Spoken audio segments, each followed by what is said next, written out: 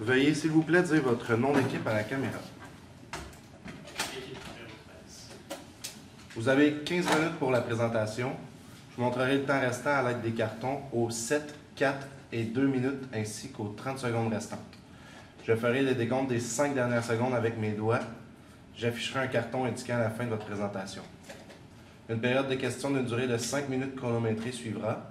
Après les 5 minutes, j'annoncerai la fin de celle-ci. Je vais juste vous montrer la pancarte fin de la présentation. Puis dans ce cas-là, finissez brièvement de répondre à la question. Puis après ça, ça va conclure ainsi. Vous ne devez en aucun temps dévoiler la provenance de votre cégep sous peine de disqualification immédiate. Veuillez, s'il vous plaît, rester dans la zone de captation vidéo délimitée par les marques au sol. À tous les observateurs, le silence vous sera demandé tout au long de la présentation et de la période de questions. Si vous désirez applaudir, vous devez attendre à la fin de la période de questions. Vous ne devez en aucun temps dévoiler la provenance de l'équipe qui présente. Aucune entrée ni sortie de la salle n'est permise durant la présentation ou la période de questions. Veuillez éteindre la sonnerie de vos téléphones. J'inviterai maintenant les juges à se présenter et vous pourrez par la suite débuter. Bonjour, je me présente Étienne Chartier, je suis un propriétaire des Bouffons Verts, puis je suis production de Fantasie. Vous avez pas mon nom, deuxième propriétaire des Bouffons Verts. Je suis copropriétaire des Bouffons Verts. Simon Dalache, chef des opérations chez Post Canada pour la Mauricie Boiscran et Appalaches.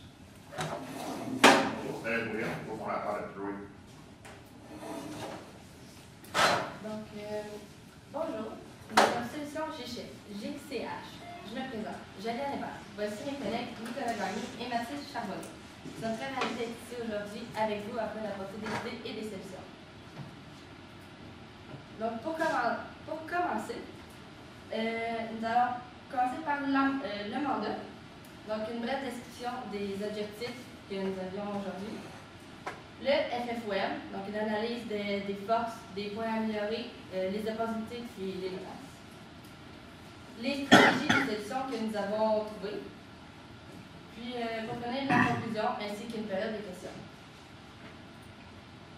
Donc, au niveau du mandat, nous, après l'analyse de votre entreprise, on a déterminé que ce serait bien de trouver des solutions et des stratégies afin de poursuivre la croissance de votre organisation.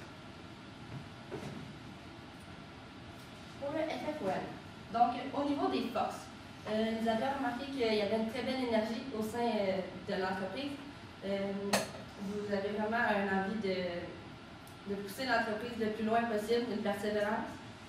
De plus, la qualité du produit. Vous trouvez c'est important pour vous que le produit soit de bonne qualité, ce qui est quand même très bien. Puis le menu aussi qui est très adapté pour un food truck. Il répond aussi aux besoins puis à ce que vous voulez envoyer comme message. Puis une belle complémentarité au niveau de votre formation scolaire. Pour les points à améliorer, il y a le budget qui est quand même assez restreint, qui est petit, puis une planification au sein qui amène un certain stress d'une certaine façon. Au niveau des opportunités, l'option santé, qui est très important pour tout le monde, depuis toujours. Puis la tendance, c'est les food trucks, c'est tendance. La santé, puis tout ce qui a rapport au sujet justement de la santé puis des food trucks. Au niveau des menaces, saisonniers, donc souvent ça fonctionne en été, durant l'hiver, mais pour ça nous avons trouvé une solution. Au niveau aussi de l'environnement compétitif, les restaurants, qui est une forte, qui est quand même assez compétitif pour vous là-dedans.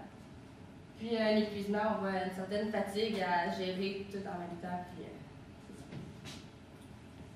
Donc, nos stratégies pour répondre à ces problèmes-là vont être développées en 3 parties.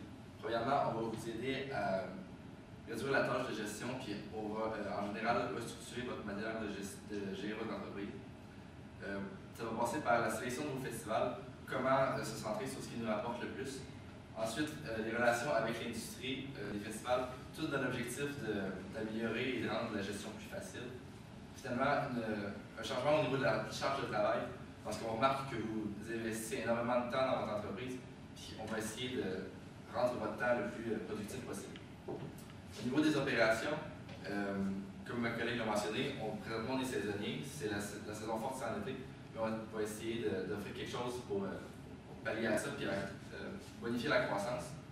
Au niveau des ventes aussi, on a un programme marketing qui va passer à travers une campagne sur les réseaux sociaux, une unité mobile supplémentaire sur les festivals qui va aller nous chercher des ventes et de l'image sur le site, sur les sites eux-mêmes.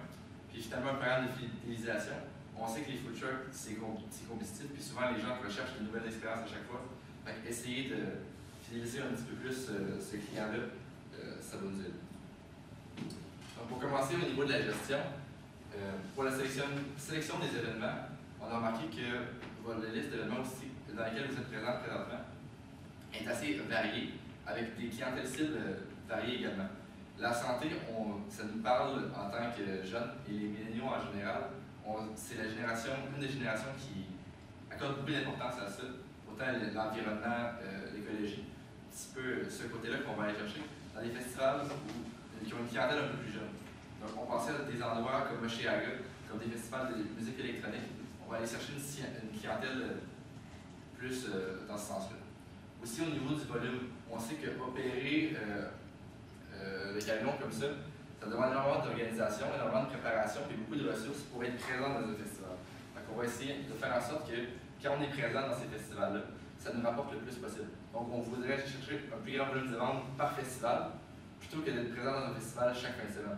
Donc la préparation serait plus ciblée sur des festivals qui nous rapporteraient plus.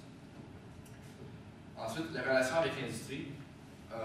On a réalisé que organiser la planification du véhicule dans les festivals, c'est la partie difficile, c'est ce qui nous demande beaucoup de temps. Parler aux promoteurs, négocier des prix, trouver le bon endroit, ça fait partie d'une stratégie, mais c'est extrêmement demandant en temps.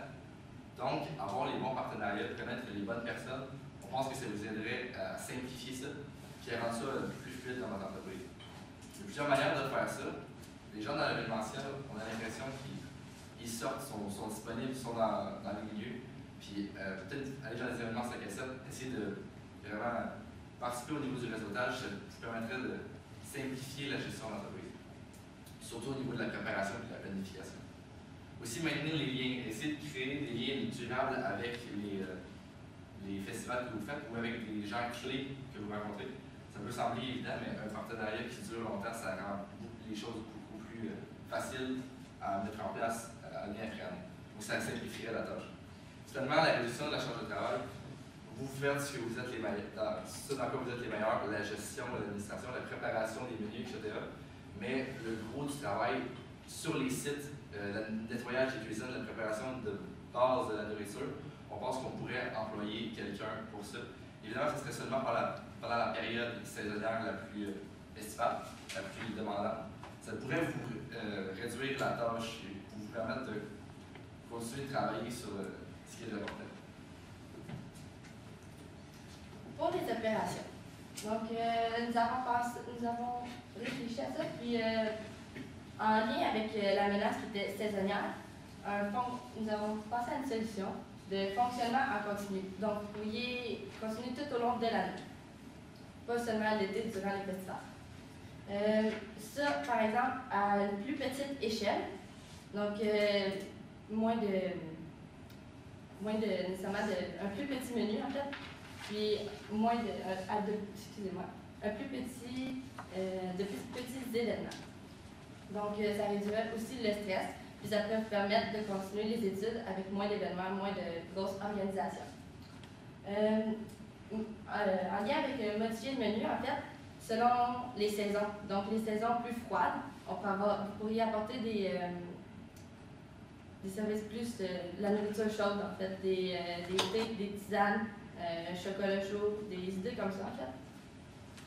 Puis pour le reste aussi, continuez à sélectionner vos événements que vous choisissez, sélectionner les festivals, puis continuez comme l'été, comme vous faites avec, comme mon collègue l'a dit avant, sélectionner justement les festivals et votre clientèle ciblée. Donc ici, l'objectif, ça serait vraiment de cibler certains événements clés pendant la saison.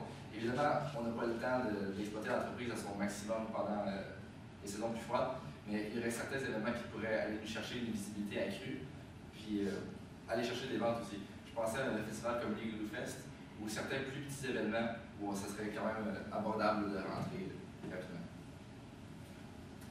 Donc, au niveau du marketing, ce qui serait vraiment intéressant à développer, ça serait l'aspect plus des réseaux sociaux. En fait, Instagram, c'est la base d'Instagram, c'est de dévoiler des photos, de partager des photos de qualité. Donc, en partageant des photos de qualité, exemple des menus, des clients satisfaits, ça viendrait renforcer l'image de votre marque. Également, il y a des influenceurs qui sont présents de nos jours. Ça vous permettrait d'avoir une publicité à faible coût, puis du même coup demeurer crédible auprès des abonnés de ces derniers. Évidemment, ce serait important aussi d'être sur Facebook.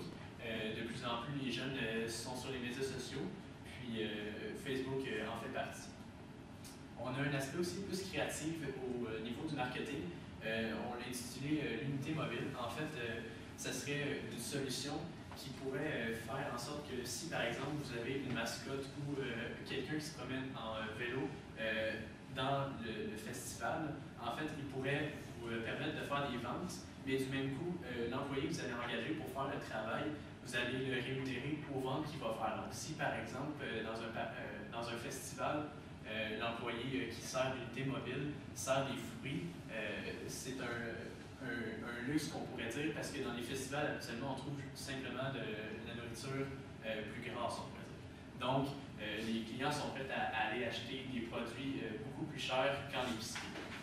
Du même coup, l'unité mobile permettrait de rediriger les clients à votre kiosque. Donc, ça vous permettrait du même coup d'avoir de la publicité auprès des festivaliers. Je vous dirais aussi qu'au niveau de la fidélisation, ce serait un aspect à ne pas mettre de côté. En fait, le fait que vous pourriez donner, par exemple, des cartes de membres ou des rabais à vos clients, ça viendrait créer un certain aspect de fidélisation. Ainsi, les festivaliers qui ont souvent qui sont souvent là à répétition au niveau de l'été, en fait, en créant un certain lien entre dans le fond, le camion et le client, ça vous permettrait d'avoir un client qui serait assez régulier. J'ai ajouté aussi au niveau de l'unité mobile, le concept des ventes directes, ça rendrait cette unité-là autonome. Dans le fond, en plus d'avoir une source supplémentaire de revenus, on pourrait dégager une certaine marge, parce que ce n'est pas ça l'objectif.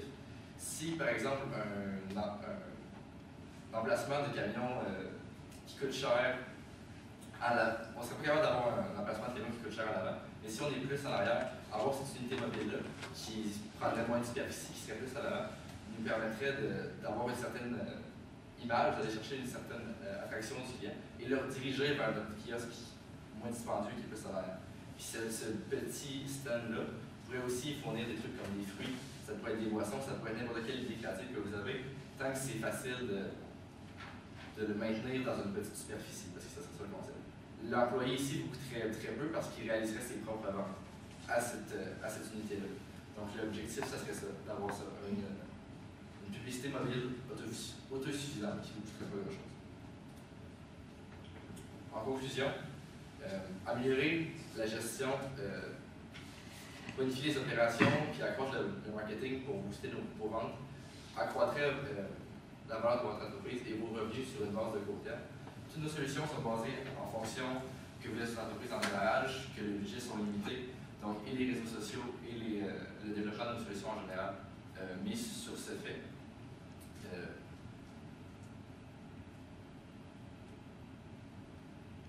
C'est tout. Merci. On va passer à faire des questions. Moi, j'en ai ici. Là, je comprends qu'on parle de l'unité mobile aussi, mais en fait, c'est vraiment au niveau des employés. Là, vous avez parlé qu'on engageait les employés pour gérer le food truck à notre place, dans le fond. Ça serait vraiment un aide cuisine pour essayer de rendre la tâche de gérer dans les périodes de rush moins demandante. OK. Puis lui, l'employé, comment qu'on gère, par exemple, comme dans un festival à l'extérieur, que lui, par exemple, il est de Provence, par exemple, ici, la ville de Trois-Rivières. Puis, par exemple, on a un festival à Trois-Rivières, à Montréal, excusez. Comment est-ce qu'on gérait cet employé-là au niveau des coûts, au niveau de, par exemple, pour dormir, l'hébergement, ces choses-là? Oui. puisqu'on parle d'un employé avec un niveau de qualification moindre, et évidemment, ce serait un inclusion, donc le salaire pourrait être de base, mais on pourrait bonifier ça en lui fournissant, peut-être pas l'hébergement, mais au moins l'abonnement pour rentrer sur le festival, sur les sites. Puis puisqu'on parle d'un ouvrier moins qualifié, on nous resterait de la place dans le budget pour prévoir ces dépenses supplémentaires.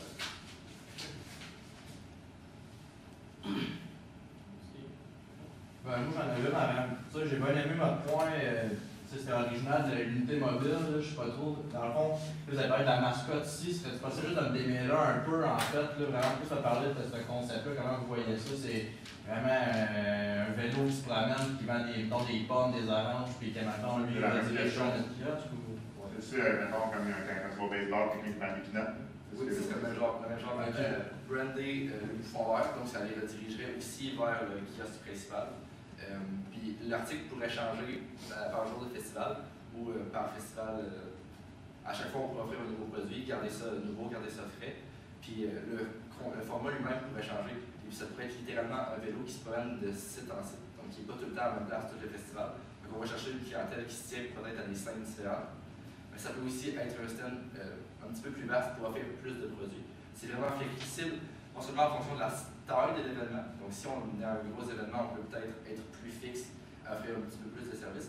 Ou si on veut essayer de se promener un peu plus, donc l'unité mobile. Puis dans le fond, c'est amélioré au niveau des ventes qui ferait. Oui, exactement. Ok, cool. Donc le coût serait limité.